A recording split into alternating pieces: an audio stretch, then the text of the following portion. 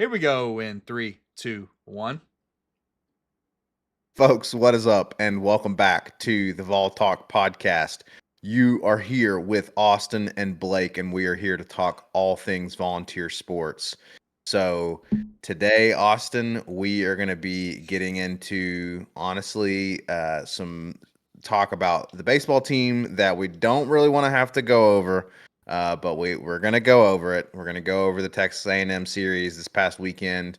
But before that, we have got some interesting news to talk about as it relates to all of college sports and the NCAA. So we're probably going to have a lengthy conversation on that. We're going to start with that because I think folks are going to be very interested to just kind of, hear our thoughts on this NCAA lawsuit that we're about to talk about and all of the possible ramifications with it. And so we'll hop into that, and then we'll hop into the baseball stuff. So, Austin, quite a bit to talk about today. Yeah. Some good, some bad. Mostly bad, unfortunately, because the baseball team. Right when we said, "Hey, it's baseball season," we're looking on to baseball after the basketball team lost in the Elite Eight. The baseball team let us down, but that's okay. That's all right. They're gonna bounce back. That's how the life of a Vols fan goes sometimes. Unfortunately, it is called battered Vol syndrome for a reason, folks. But nevertheless, the baseball team will bounce back, and we're going to get into that. But again, first, let's start with this NCAA situation, Austin. So you sent me this article before we started the pod, or before we did the episode today, and you and I have been kind of talking about it and discussing. And honestly, there's still a lot of unknowns, but essentially, let's kind of start with just kind of lay out for everyone what the situation is and what's going on with this lawsuit. So, I honestly don't know all the details to what's going on. All I know is there's a group of players and attorneys that are essentially suing the NCAA, and the requested amount is 2.8 billion over 10 years paid out to the players, current and former athletes of the NCAA under the NCAA's umbrella, and also athletes that are going to be athletes of the NCAA, which made it really confusing. One of the reasons that the judge isn't ruling today is because of that aspect of the lawsuit. Um, but some things that are impacting the sports that I think people will find more interesting is one of the biggest things is the kind of the proposal of a cap limit on NIL and things like that, which would be really interesting specifically for football. Um, so yeah, that's one of the biggest things. They're also talking about roster limits, things like that, roster sizes. I could be wrong about this. Maybe somebody knows, but it seems like the plaintiff and which is essentially the players and the former athletes and their lawyers are suggesting no roster limits, which really seems kind of odd.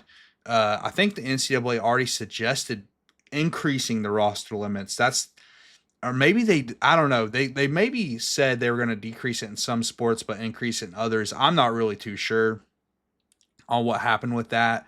But players were, belly aching because hey, people are getting cut, blah blah blah. For one, just on that issue, I think there has to be some kind of limit on a roster. Like there has to be some sort of limit. Otherwise, I mean, you'll see big time schools like SEC schools, Big Ten schools basically they don't care to roster 150 players if it that's great depth. I mean, I don't think they would care to do that. And that means a lot of these guys, these 3 4 star players are never going to play. I don't know, maybe they wouldn't have a chance to roster 150 players, but I think they probably would. I mean, you'll see. My point is some of these lower level players won't play at other lower level schools, and that will hurt those lower level schools in a massive way if that's really what they want out of this. Well, and it's also not just about depth too, right? If you had no roster limit, all of a sudden a school would be able to kind of put a stranglehold on their competition because if you have all of the players, then that leaves less, talent for the other schools, right? And so it's not only increasing your depth potentially to an unfair advantage, but then it's also, again, just kind of taking up the talent pool that is available to other schools. And so, absolutely, you would see, in my opinion, I think you would see a school that has a huge budget, like who? Ohio State, Oregon, right? We've talked about those schools, especially as it concerns football. We talked about them, kind of during the playoff season and just the crazy NIL budget that they've got for their players. Imagine that budget expands even further, and then all of a sudden, they are, even honestly, maybe even other schools in the Big Ten. All of a sudden, the talent pool is just so few and far between because bigger schools are hogging all the players. What does that look like? I think you're absolutely right that there has to be some sort of rule, right? Because otherwise it becomes a situation where, the it's just the wild, wild west. Yeah, exactly. This is interesting. I'm getting live updates about this. This is actually happening while we're talking right now. They're about to wrap up for the day, but this was very interesting. It said when discussing state laws that contradict the settlement, the judge suggested that the NCAA kick out schools not abiding by the regulations.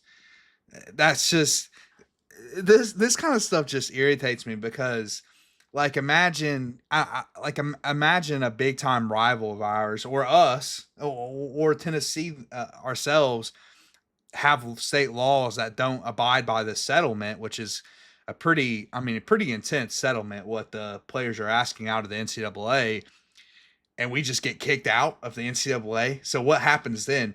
What happens then is what we've talked about before, which Greg Sankey goes makes his own league. That's what happens. I mean, and at the end of the day, I mean, the SEC doesn't need the NCAA. I mean, the NCAA needs the schools more than the vice versa. So yeah, that could be a mess, dude. All this could be a real mess. Another issue that they're talking about is letting schools directly pay athletes for NIL, which we've discussed before. Essentially, already happens through collectives and boosters to the school. It's just not coming out directly out of the University of Tennessee's checkbook. Now they are basically suggesting that as well, that a school can literally directly pay a player for NIL. But to me, it's like that's not NIL. I mean, that's not there's no NIL aspect to that. You're just going to pay a player to play the sport, which is called a payroll. That's not NIL. There's no Right. part of that's NIL. NIL is like sponsorships, jersey sales, things of this nature, which players are currently already getting now. Like that's already happening. You can already get sponsorships from private companies. You already get paid through boosters and collectives. You can already do autograph deals. Everything like that people argued NIL would fix for players and that players were getting screwed on for so many years has already been fixed. Yeah. And plus more with the collectives. So now it's dude, that's not NIL. That's called a payroll and roster management, dude. Well, yeah, then all of a sudden we've come full circle to the conversation as it was 5 or even 10 years ago, where people were calling for players to be paid or whatever, and what does that look like? Well, all of a sudden we're back to square one, where it's like, okay, so like you said, now we've just decided, okay, we're going to have a payroll and we're going to pay players directly, and then that comes with a whole slew of other questions and issues, right? we've Exactly. talked That's where it gets we've talked interesting. It gets interesting because we've talked already so long about, or we've talked so much, I should say, about, with NIL and the transfer portal, just how it's already kind of the wild, wild west, right? With the rules and regulations, and the NCAA is inconsistent, and there's no regulations when it comes to the transfer portal, and then that coupled with NIL, and it's making it just a really hectic situation right now in college sports. All of a sudden, you add another layer to that, another dimension to that, where these schools can just pay players directly. That would be insane, especially because not all schools are. not all schools are created equal when it comes to money. Okay. And this is interesting, right? Because you've got a school like Tennessee's, consider us, UT. UT is growing like crazy. However, most people probably don't realize this because, our sports programs are so huge and we're a national, kind of powerhouse when it comes to sports. But what people don't realize is we're not even half as a university, it's not even half the size in terms of student population as like an Ohio State is. Yeah, Ohio exactly. State has massive amounts of money and students and so on and so forth. And so and the structures that we've had previously creates a situation where, okay, these schools can be on a somewhat even playing field. Even Alabama before, although Alabama's blown up now because of the income that they get from football, and now they're kind of on par with other schools like Ohio State. But the point is that just adding another dimension when the NCAA has already proven inept at being able to control these things or to create a situation that is good for the sport and good for the player and all of this, they already can't do that, and now we're talking about adding in schools paying players directly. That's just insane to me. Yeah. Honestly, yeah, there's so many issues with it. Um, Basically, breaking news though, the House settlement hearing is over. Um, and basically, the gist of it is that the judge gave indication that she'd approve the NCAA's House settlement if changes are made to roster limits, basically phasing them in, which makes sense. And the inclusion of future athletes in the class, which makes sense as well because you can't have a 12-year-old who's never even been in like played in NCAA yet be approved for this part of the settlement. That doesn't make any sense. So I kind of agree with that. But the problem is, okay, so if I'm getting this right, we could have this totally wrong. I read the article, understand some of the legal language, don't understand most of the legal language. That's where I'm at with it. But it seems to me that they want the schools to be able to directly pay players for NIL, and they want a cap on that. I believe maybe the NCAA is arguing for a cap, but one thing you cannot have no roster cap and a cap space. That is those two things aren't going to exist at the same time because I get some players aren't going to be paid as much as others, but like that's just going to get messy. Like if you have a roster of 130 players in football or 150 players, there's no way like and if you have strict rules for breaking the cap, like that's one thing I want to get into as well, is that you have to have strict rules for going over the cap. Well, if you have those strict rules and you have no roster size, so you have 150 players that a school basically has to manage and make sure you don't go over the cap space, then dude, it's gonna be messy quick. Like things are gonna be, it's just gonna be a complete disaster. So you have to have roster limits. I think that makes sense. I think expanding the roster limits also makes sense. Like, but I talked about how baseball had only 11 and a half scholarship athletes for like Right. forever. I mean, it's been years. They can't even literally put out a full starting lineup of, scholarship players essentially. So, I get that, but you can't say, "Oh, there's no limits." Like there's no roster limit. Just accept as many athletes as you want possible. No, that won't work either.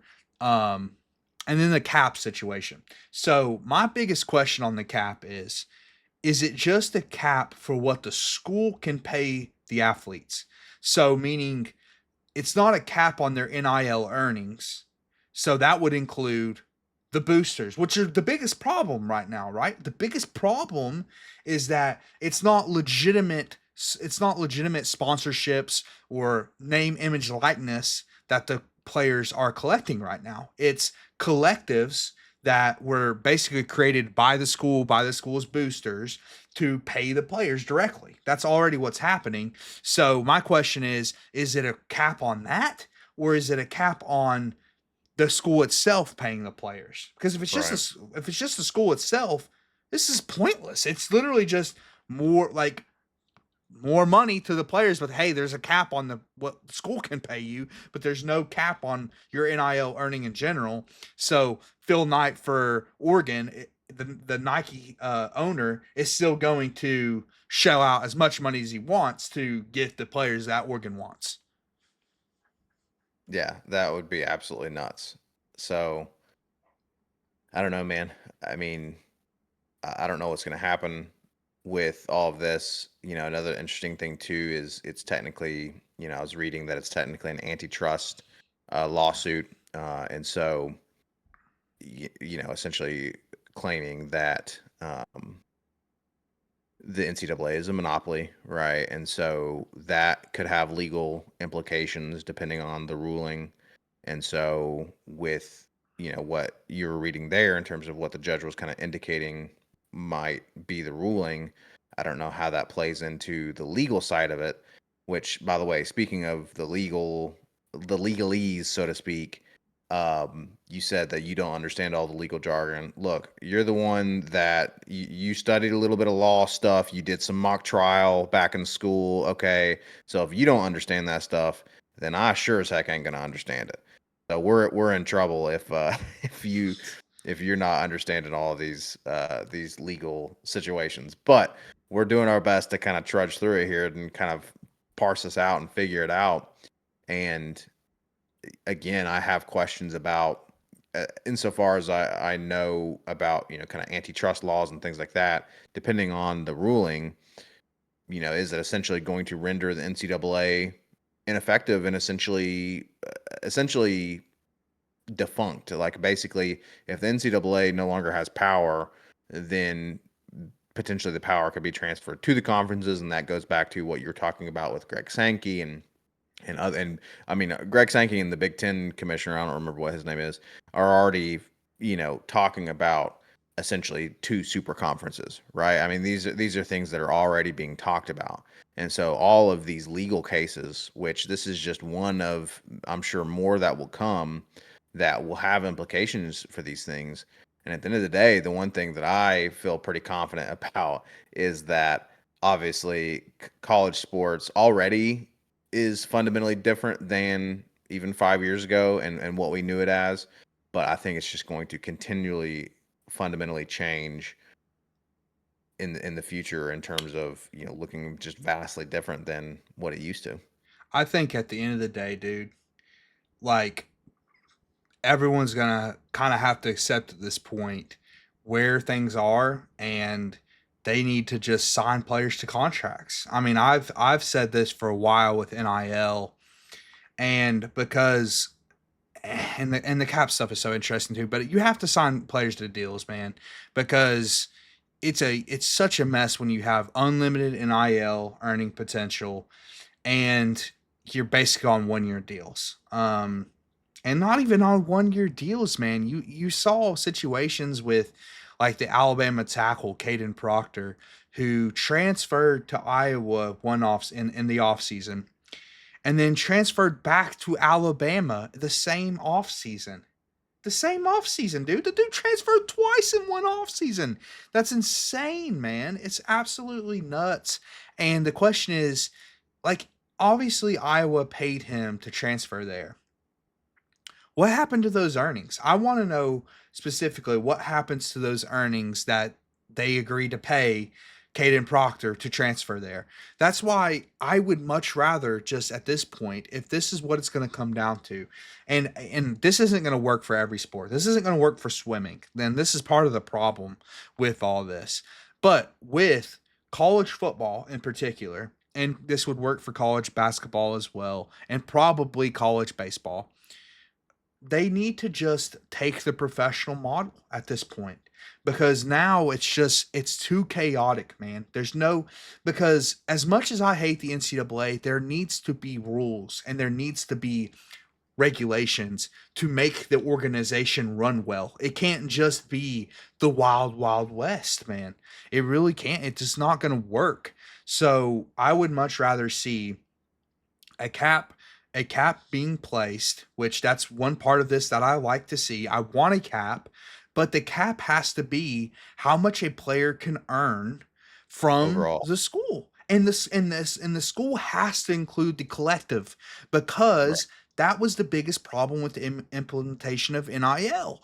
It wasn't the kids got to get paid for their autographs, the poor athlete that couldn't get paid for their autographs. That wasn't the problem with the implementation of NIL. It was collectives, and which are basically the school, man. You can say it's not the school, but it's basically the school. It's the graduates from the school. It's the people within the school that donate to the collective. People in the university can donate to this collective. So it's basically the university that are already paying them. That has to be a part of the cap. That has to be. Or else the cap's going to be irrelevant. It's going to be the same situation, but you just have another slice of pie that the athletes get to have directly from the universities. Um, and the second part of this, which I have to give Josh Pate credit for bringing this up, is there has to be a legitimate punishment for going over the cap. There has to be, because if there's not a legitimate punishment for going over the cap, then school's going to do whatever the hell they want, dude. They're never going to follow the rules. They're just going to go over the cap and get the slap on the wrist, whatever. Again, there has to be an NFL style system in place where there's legitimate punishments for staying over the cap consistently, and teams can get themselves in a really a huge bind by doing so, because like I won't get into this too much, but the Saints right now basically can't make deals in free agency because they've been over the cap for so many years. So they are literally just locked into their current roster. They cannot make improvements to their current roster as it stands because they've been over the cap for so long. And you could see that if that's how it's going to work, then I'm all for it. I'm all for the cap. I'm all for this, whatever. And at least that's some level of structure, but there has to be a level of structure, man. You can't say, "Oh, well there's no roster limits. There's no like cap on what players can earn, and there's unlimited transfer access." And dude, it's going to be a complete mess. And that's what we've seen already, man. It's been a complete mess. Absolutely, it's a complete mess. And what gets lost in the sauce about all this is, it used to be like you were talking about, oh, these athletes need to be able to get paid for because they're putting the bodies on the line and da da da. Okay. And they need to be able to control their own name, image, and likeness. Okay. Right. But it's also college athletics. College meaning student athletes, meaning you are a student earning a degree, and the colleges compete in sports. And so you happen to be an athlete as well. And with the way it is, like you're talking about in this chaos, you know, y- now I'm kind of working through it as we're talking about it. And it's like, okay, if we did implement the structure that the professional organizations have, where there's contracts and things of that nature, then you can almost take that model and implement it specifically for college athletics to where it kind of keeps the sanctity of college athletics within the parameters of, hey, this is student athletes, right? As opposed to right now, all of a sudden these are not students. when you're Because let me tell you, when you're actually trying to earn a degree, you can't transfer to a place and then a semester later transfer back to a place, and like you're not being a student at that point, right? When you're talking about proctor and transferring twice in one off season, you're not a student at that point. And so there's nothing about college sports that we love, that is protected in that, the tradition and the prestige and the pageantry, and like there's nothing that gets protected with those things. There's nothing about this athlete earning a degree that is protected and is, kind of ma- made sacred. And then the schools can lose out as well. And you know And like you said, where does that money go? So Iowa's just out this money, and this guy just came and basically stole their playbook. And obviously that doesn't really matter because Iowa doesn't really play Alabama. But anyway, it's just it can't be chaotic and it can't be the way it is because it's just there's all of a sudden it's like it's not even like professional sports. It's worse than professional sports. Oh, And and it's not protecting the sanctity of anything that makes college sports what it is. You know what I and, mean? and Pate, I agree with all that. Right now, it's not even. It's way worse than the NFL, and it's way worse than the NBA. It's total chaos, and it's not good for the players, man. That's the thing. Pate made a great point. There's no one eating better in the NIL there than these makeshift agents that came out of nowhere, bro. These Yeah. all these agents came out of nowhere, dude. I've been talking about this for a while too.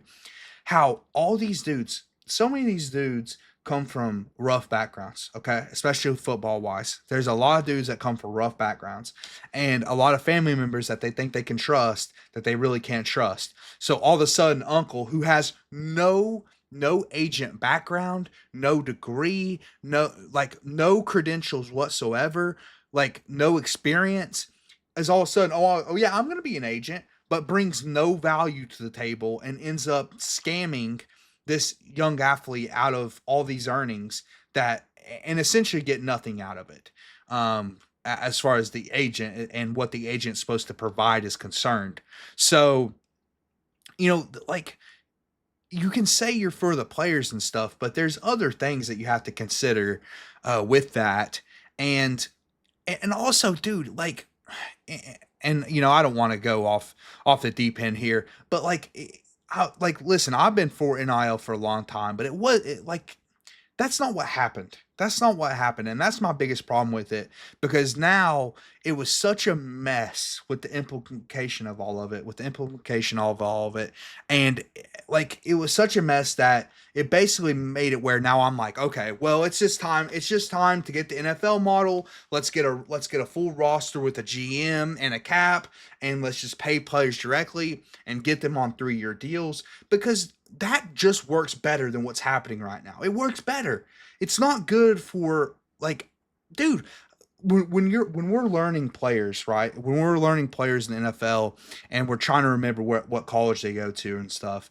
Oh, I have to remember 7 different colleges. It's just ridiculous, dude. Like it's just that kind of stuff bothers me, and it's none of this is good for the sport, man. It's not good for college football. It's not good for any of the sports. Um, so I just want structure. I just want structure at this point. The players are all already bending the NCAA over and everything, and but they're also getting bent over by the agents. It's just like a, it's not good, man. It's the The whole cluster. model right now is not good, bro. It's It's a not cluster. good. It is, man. And like at the end of the day, just give us some structure, dude. If it means that, hey, there's revenue share and like the athletes are going to share this percentage, as long as the sport continues being what the sport is, right? As long as it continues being what the sport is, because right now, dude, we can't even get excited about recruits. You can't even get excited about coming to a guy committing to your school because he could be gone in 6 months. He could be gone in 6 months or less. It's just ridiculous. Yeah, I mean, it could be less, could be like 4 months, the length of a semester. And you talked about having to remember 7 different schools. I think I've talked about this before. I saw this YouTube guy on YouTube made a funny skit on that, doing the NFL player introductions, and that was the whole joke was like, the Ohio State University and the U and Syracuse Exactly. and and it's just like and again going back to the student part of this too, so a little bit of lore to the Vol Talk podcast. Maybe I've mentioned this before, maybe I haven't, but I used to work at the University of Tennessee in student services, and I actually talked to a few current players at the time, and even former players. One of the former players I spoke to was Robert Meacham, and Robert Meacham is an interesting case because Robert Meacham went to the NFL. And let's talk about what happens after a player goes to the NFL. The human body does not stay young forever, despite the HGH that Tom Brady took, right? The human body eventually breaks down and you can't continue playing the sport. And like you already mentioned, with these bum agents and these bum family members and things like this, a lot of these players don't make the best financial decisions. And then all of a sudden, you are no longer playing in the NFL and you kind of blew your money. And what was one thing that college sports was able to provide these players was kind of a safety net in terms of having a degree, having an education. And if it's just the Wild West and you're just transferring left, right, and center, and you never earn a degree because you've transferred 13 times, then all of a sudden there's no, even that aspect is gone, you know. And so at the end of the day, I agree with you.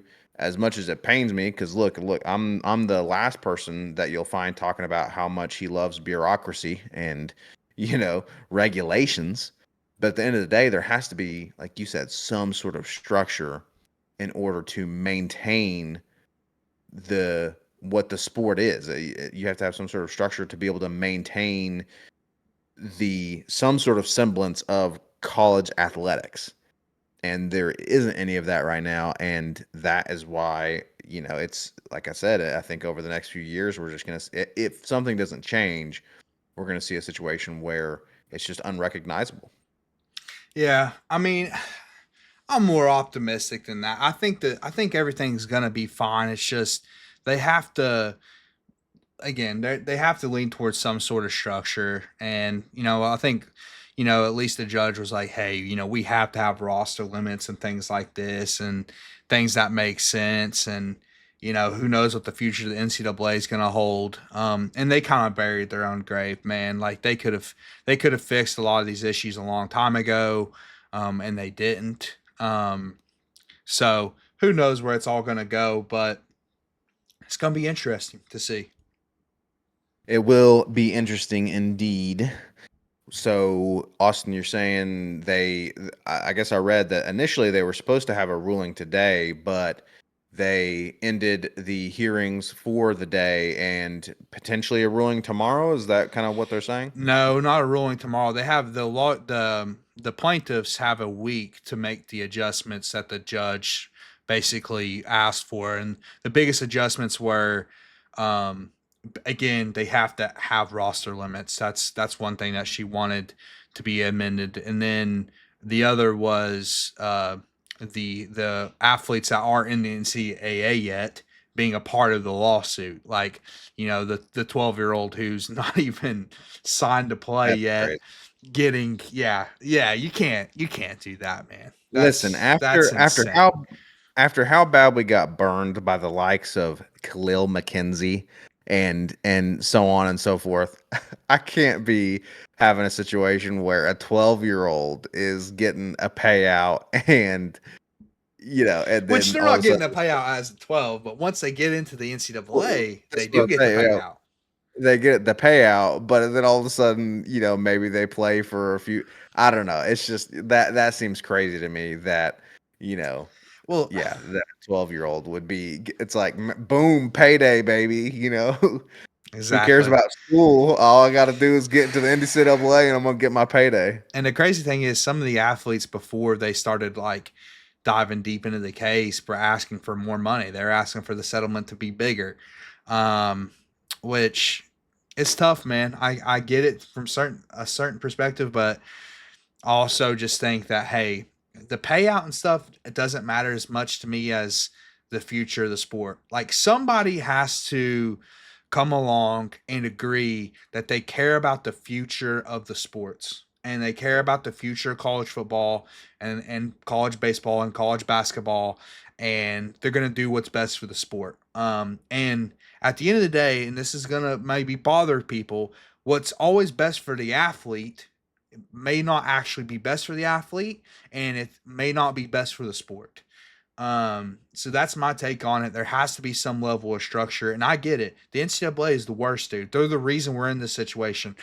I mean, like they are one of the big reasons we're in this situation. But we can't just say, "Oh, let's just let everyone do what they want," and there's no cap on anything. That just doesn't make any sense. So I don't think I could say it any better myself. You're absolutely right on everything you just said there. So we will kind of tie a nice little bow on that conversation with that. Folks, stay tuned. We will continue to discuss this NCAA situation and the lawsuits as we go through our podcast episodes and as we kind of dig into, especially while we're in baseball season, and we're going to be starting to talk a little bit more about football off-season stuff. It'll be kind of prime picking for these conversations on these lawsuits and all things related to college sports and NIL and transfer portal and so on and so forth. So definitely go ahead and stay tuned to the Vol Talk podcast. If you haven't already, hit that subscribe button, turn on notifications, maybe drop a comment if you're feeling froggy. Give us a like. We would really appreciate all of your support. But Austin, let's go ahead and transition to the Vol baseball team. Listen, I'm going to be honest with you. I really don't want to have to talk about this. Okay. It's very frustrating to me. I was riding high. Okay. Feeling like a winner. And maybe this is the BVS, the battered Vol syndrome, getting the best of me. Okay. But it brought me down, way, way down. I was real depressed. Okay. On Saturday night when I was watching these games and we were just crapping the bed. It felt, I just, I don't know, man. I don't want to use the word trauma because that's way too exaggerated for this situation. But it's like you can feel the BVS bubbling up in you, right, when these type of situations happen. So let's get into it. We lost the series to Texas A&M, 1-2. The first game was looking awesome, and then it all fell apart. What happened? Well, one thing that happened is you jinxed us on Saturday morning. I got a text Oh that God. said, might hurt us in the sweep chance, talking about the double header, but quote, there's no doubt we'll win the series from Blake Douglas. No doubt we'll win the series. Uh, well, we didn't. We did not win the series. I also Caught in felt like 4K. yeah, I also felt like after game one, there was no doubt we'd win the series. I mean, legitimately, game one, best game we played of the year, most complete game. Liam Doyle got his stuff back. Literally, they could not touch Liam Doyle. He got out a couple jams as well. Was fantastic. Through no hitter through 6 innings, and then the great Dylan Loy came in the seventh inning and continued the no hitter, and we run ruled them, man.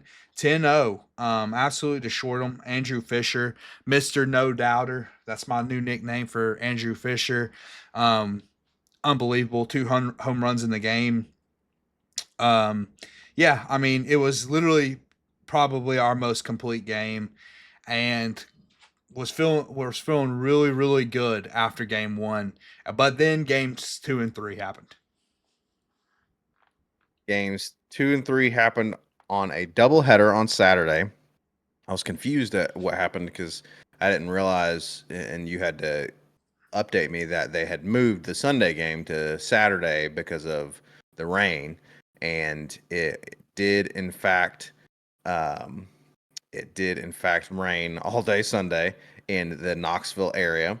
And so I guess that made sense for them to move that game on Sunday because it probably would have had to have been canceled.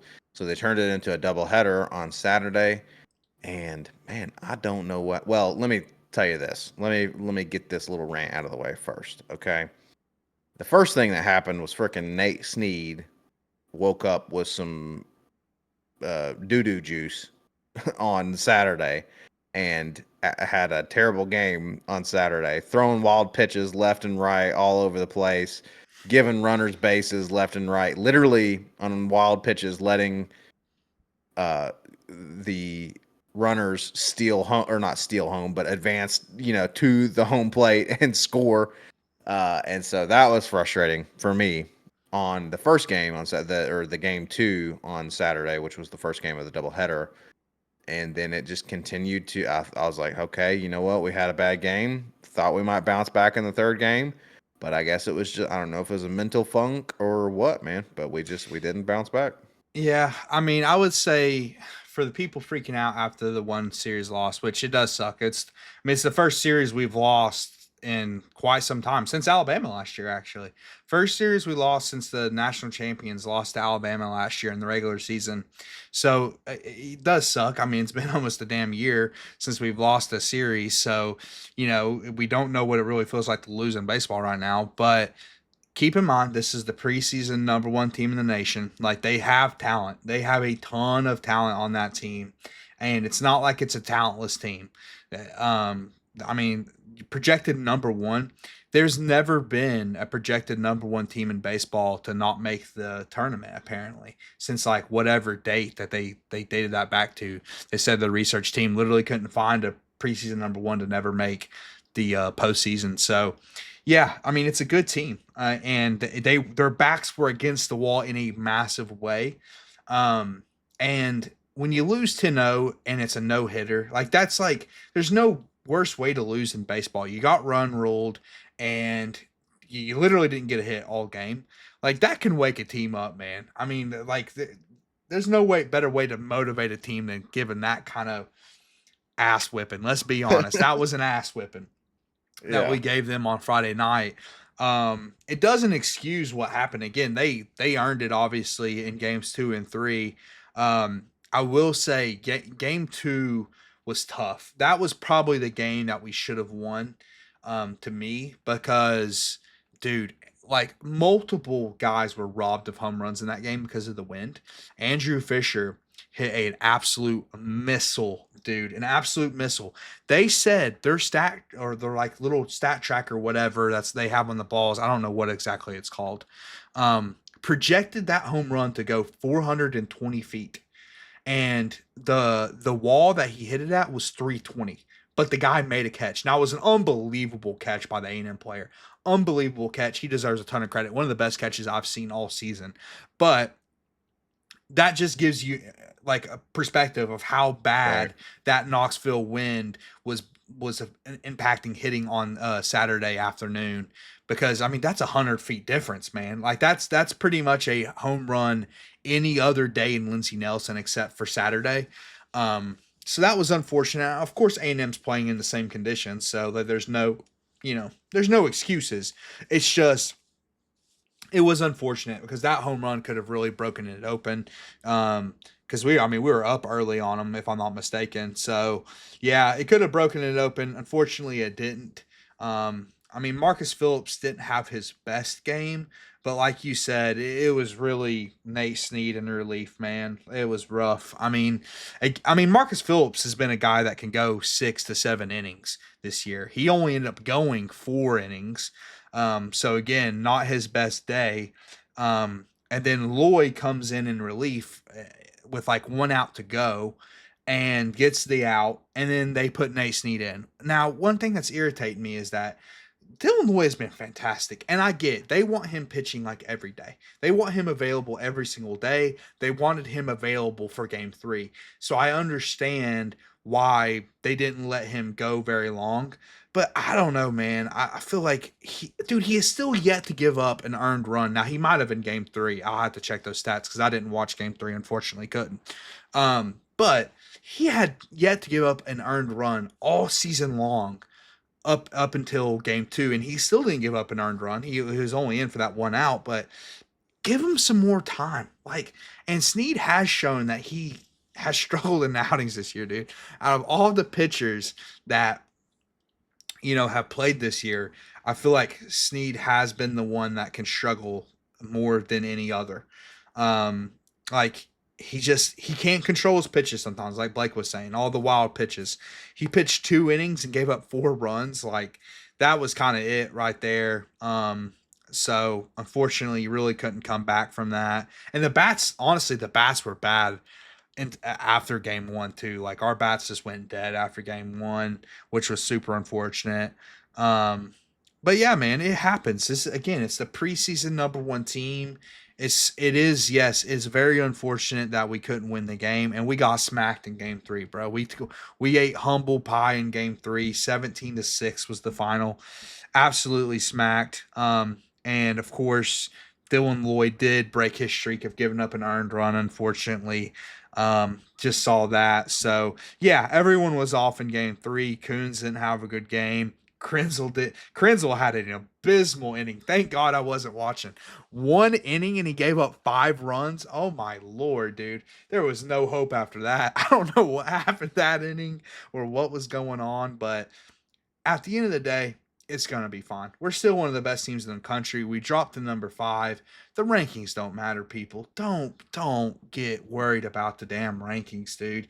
It doesn't matter. What we need to worry about is putting ourselves in a good position to host a series Yeah. in the postseason, host a regional in the postseason, and then once we get through the regional and the super regional, we can get back to Omaha potentially, and then from there anything can happen. So we don't need to worry about a ranking right now. It is unfortunate. It's first series we lost in a while, but I think the team will be fine.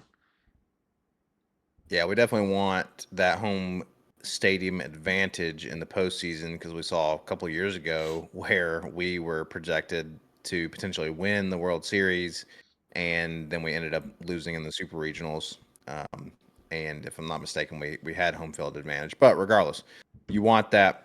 And so, yeah, you gotta just focus on the end goal, the end result, which is not the end goal for the season is not to beat Texas A&M.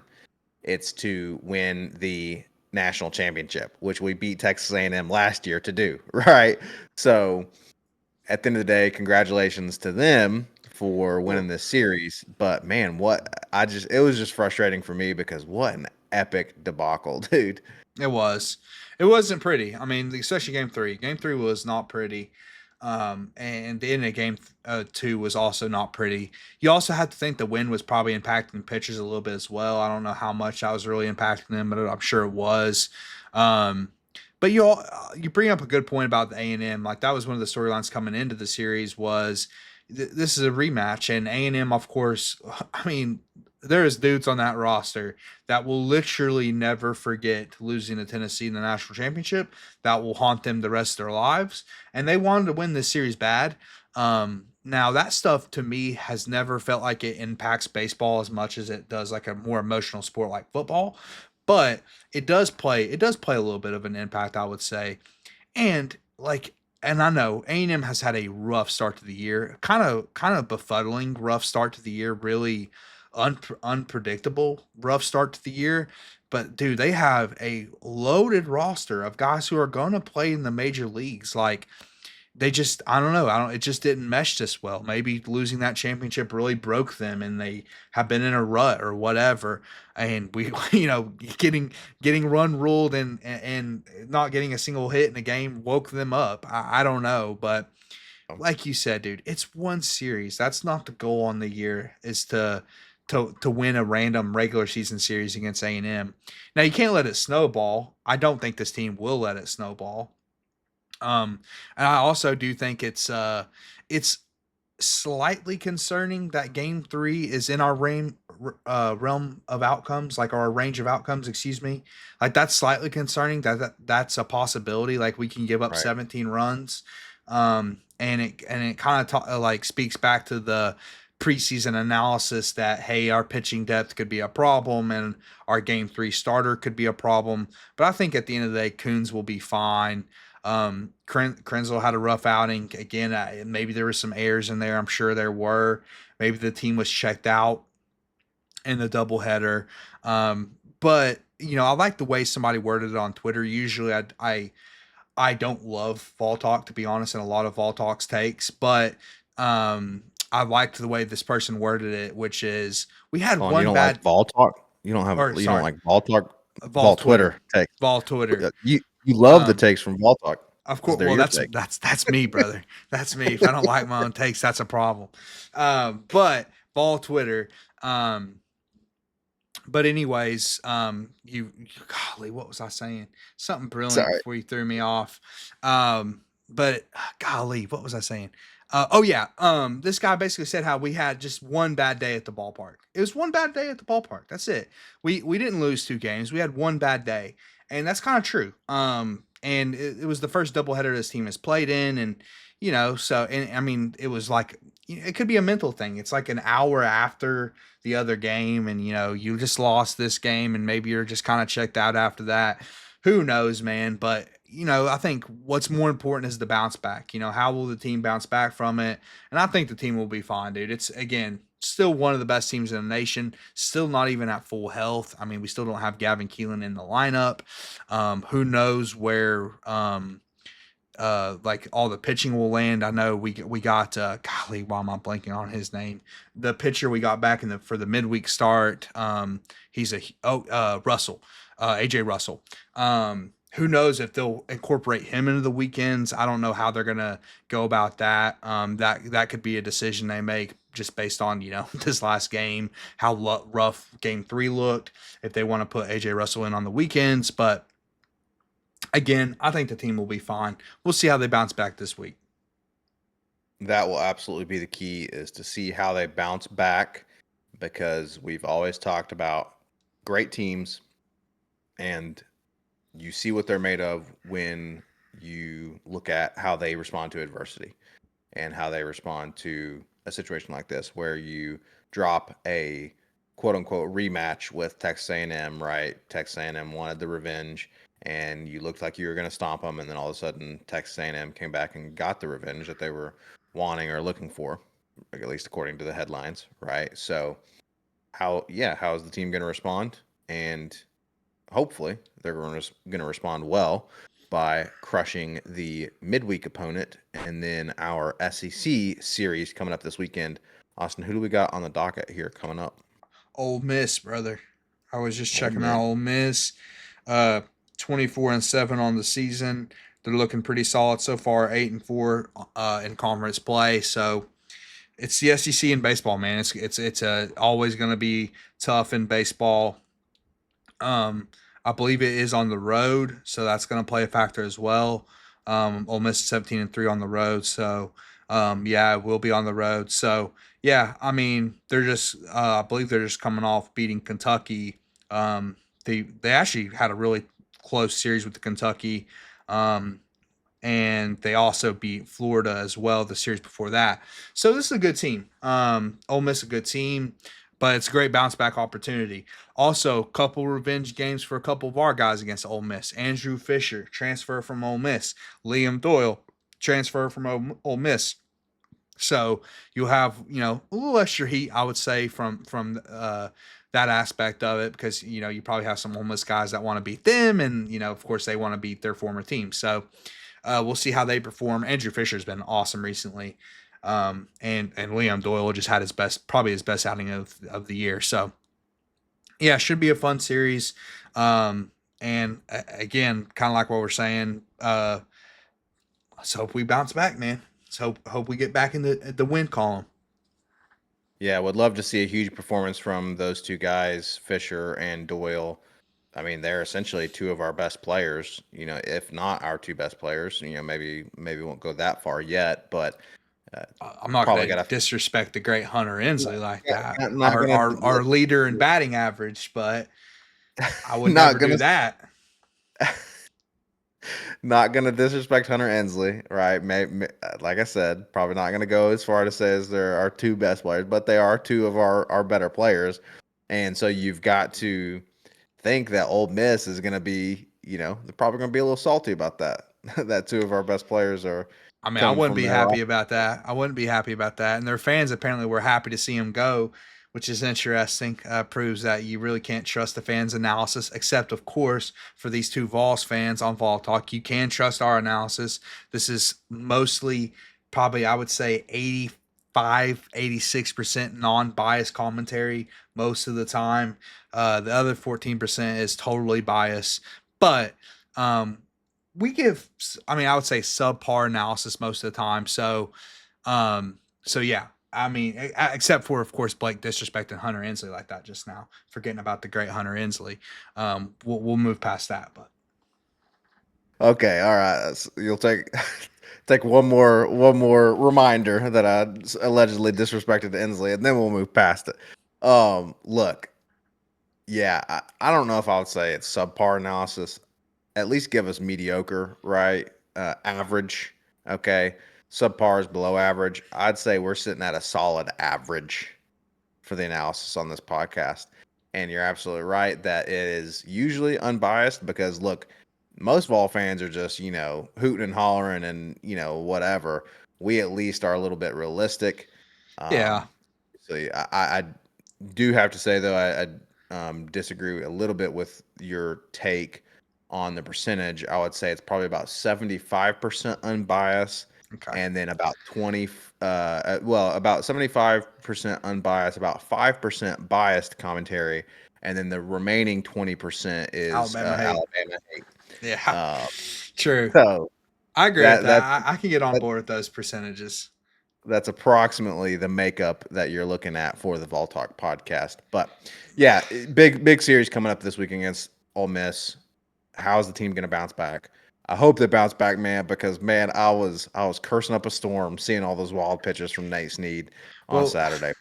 I I mean, need yeah, I need him to bounce back. you're getting into the baseball team now. I finally have you getting into it a little bit more, and you know, one of the first series. I mean, literally the first series since the basketball team, and they do this to us. It's all right. They're going to bounce back. Vols fans, everybody, stay calm. It's all good. We still have one of the best teams in the country. Um, and yeah, I'm not going to say it was completely unconcerning, but I think we'll bounce back. It'll be fine. It's fine. It is definitely slightly concerning, but I agree with you. I'm still optimistic, especially because, dude, listen. At the end of the day, the thing is if this was the kind of thing that was happening, say 5, 7 years ago, if we were doing this podcast 7 years ago, we would probably the podcast probably would have fallen through because we'd be so depressed.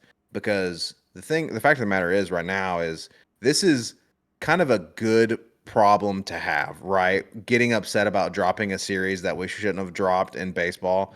Because at the end of the day, we're winning left, right, and center across all freaking sports. We've been talking about that. This is the everything school. It's undisputed right now. Tennessee is the everything school in college athletics. And so we are just winning across the board. And so I guess it's a good position to be in where we're getting upset about the occasional losses that are happening. Yeah, I mean that's fair. Because it's one series in baseball, and some fans are think oh they've just fallen off a cliff, man. They've given up the number one ranking. It's over. But no, it's fine. And you're right. It does speak to the fact that it's because we've had so much success recently that we feel that way. So yeah. But on some good news to end the podcast, basketball. Rick Barnes Yes. is reloading. Rick Barnes is reloading in the transfer portal. We just got done ripping the transfer portal. Now we will praise it because it helps us our team, and that's a part of the 5% bias commentary. And so now I like the transfer portal because it's helping our basketball team. Yeah, we got we got some big transfers in the transfer portal for basketball. So yeah, we definitely got to end on a good note. And absolutely, if it helps us, then it is good. That's just them's the rules, as they say. Them's the Yeah, rules. exactly. So let's talk about these two basketball transfers. I'm gonna be honest with you. I don't remember the Vanderbilt transfer. He just came through today. Jalen And Carey, there we go, Jalen Carey. I didn't recall his name. And then forward 6'8", we've sophomore. got we've got him, and we've got Jacoby Gillespie from Yes, Maryland, a point guard transfer. he Has looks some really big good. stats. Yeah. Jacoby Gillespie looks really good. Apparently, he's a great defender as well. I saw some stats from the tournament, the NCAA tournament, and they were showing like the steals leaders from the tournament. And it was like Meshack, and then like number 2 was Jacoby Gillespie. So I guess Rick Barnes got that graphic and was like, "That's my target in the transfer portal. That guy with all the steals." And he also averaged like almost 15 points a game. Great distributor as well as from what I see. Again, I don't know too much about the guy. I wasn't watching much Maryland this year, but yeah, man, he's just reloading in the transfer portal, which is kind of what he does. I mean, that's kind of how he builds these rosters. He's not really, which honestly, in football, I would hate this. I would say, hey, you have to build through recruiting. You can't build through the transfer portal. The transfer portal is supposed to be used like free agency to me in the NFL, which is plugging needs.